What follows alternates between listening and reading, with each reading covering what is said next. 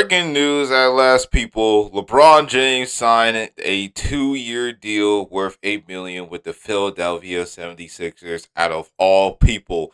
You gotta see it to believe it, because me imagining Bron in a Sixers jersey was the furthest thing in my mind. But now it became reality. And honestly, this decision he has made may alter the NBA forever.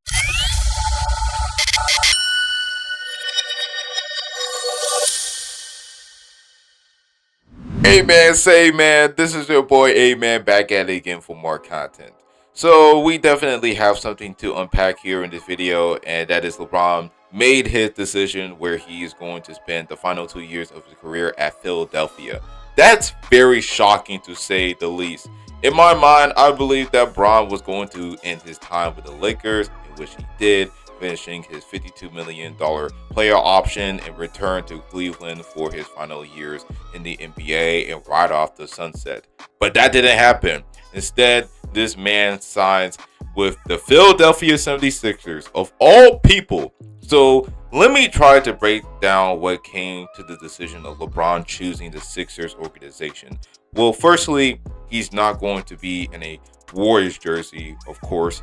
I know that for sure, and I think both LeBron and Steph realized that playing along one another just doesn't feel right. Y'all had an intense rivalry against each other throughout the 2010s and through the 2020s, and just LeBron in a Warriors jersey for the final 2 years is not only looks weird, but Golden State simply does not have the pieces around them to actually go far in the West, especially if they were to trade for Anthony Davis. Instead, he went with a better option in Philadelphia, who last year came back from a 3-1 deficit against the second seeded and rival, the Boston Celtics, in the first round, in one of the more impressive series wins in recent memory. And just this offseason, they went ahead and traded Paul George and a couple of picks for Jaylen Brown, who was a top 10 player in the league and had the best season of his career last year.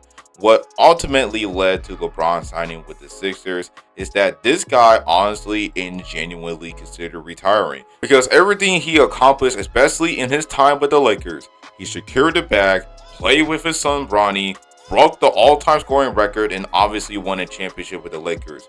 The only thing that was lingering in his mind was getting a fifth or sixth title, mostly fifth title. And if he does that, then there will be a narrative where there will no longer be a definitive greatest player ever. Honestly, I really don't care too much about the GOAT debate, but adding a fifth ring can really tip the scales between who's the greater player between the two.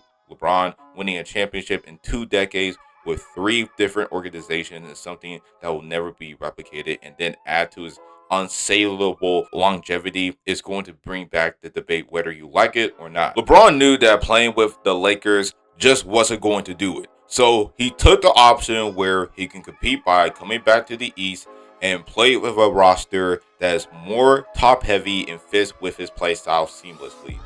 Before this video continues, make sure y'all subscribe. I post NBA content, turn on post notifications so you don't miss anything new from me. And anyways, let's continue on this video.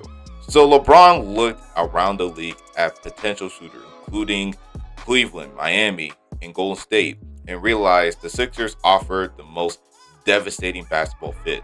The front office successfully paired Joel Embiid and Tyrese Maxey with the newly acquired Jaylen Brown and rookie spark plug Vijay Escom. LeBron realized he wouldn't have to carry the scoring load at age 41. He could just slide in as the ultimate high IQ facilitator and power forward. This fit for LeBron makes plenty of sense. Firstly, Tyrese Maxey himself is a top 10 point guard in the league who just made an All-NBA third team last year and consistently put up 25 or more points in 3 straight seasons while shooting above 45% from the field and shot 36% on 9 attempts per game. He's one of the best shot creating and slashing point guards in the league, and having LeBron as your main facilitator works wonders for this dude.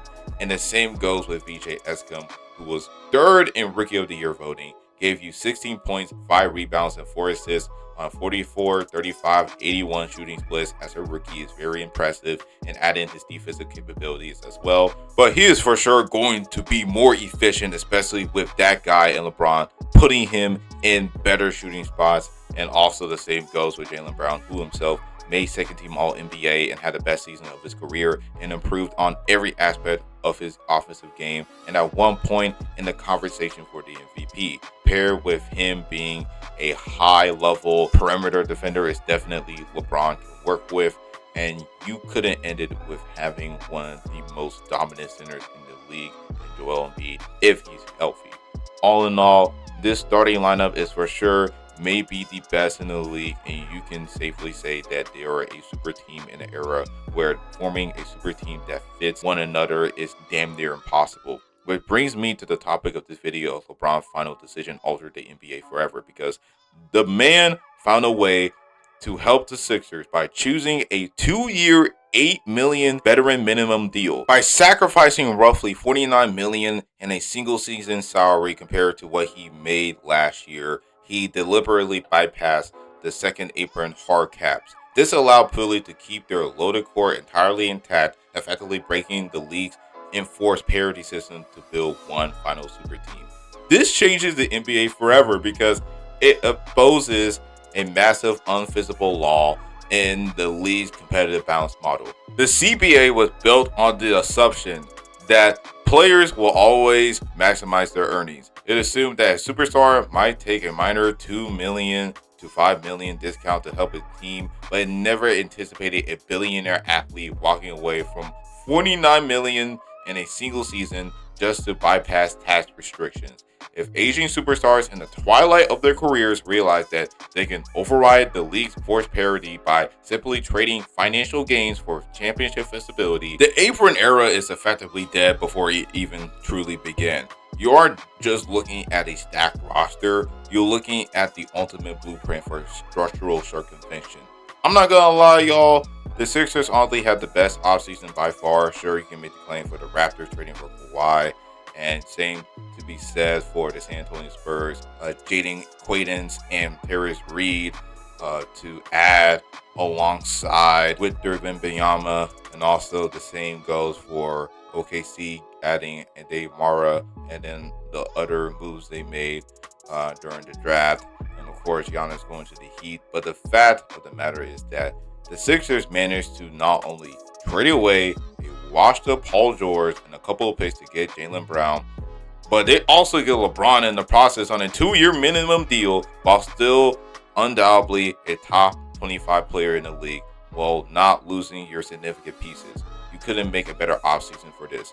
And of course, the East is a whole lot stronger. But man, even though I do have concerns regarding their bench, which is why I don't think they're the favorite to make it out of the East yet, the real concern is the non-Embiid minutes. They did acquire Dean Wade in a deal, but come on, man. Outside of shooting, there's not really much that he can provide, especially on defense, and they definitely need a high-energy, defensive-minded veteran center on a minimum contract who can simply protect the rim and grab rebounds for 12 minutes a game without needing a single post-up call for him, and also add in more 3-and-D guys as well. If the front office can't do those this offseason, then they better do it in the mid-season trade deadline in order for them to go on a deep playoff run. But that being said, this was truly a very shocking decision for LeBron signing with the Sixers, but I think is the best decision. Honestly, they provide the best talent and also fits his needs on the roster.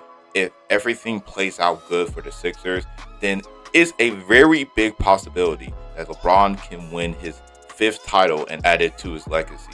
And that's the end of the video, y'all. Let me know in the comment section below on LeBron signing with the Sixers. Can he add a 5th title to his legacy? Be sure to subscribe for more content and turn on post notifications if you really enjoyed this video. Smash the like button as well. And that's pretty much it. This is your boy A-Man, signing out.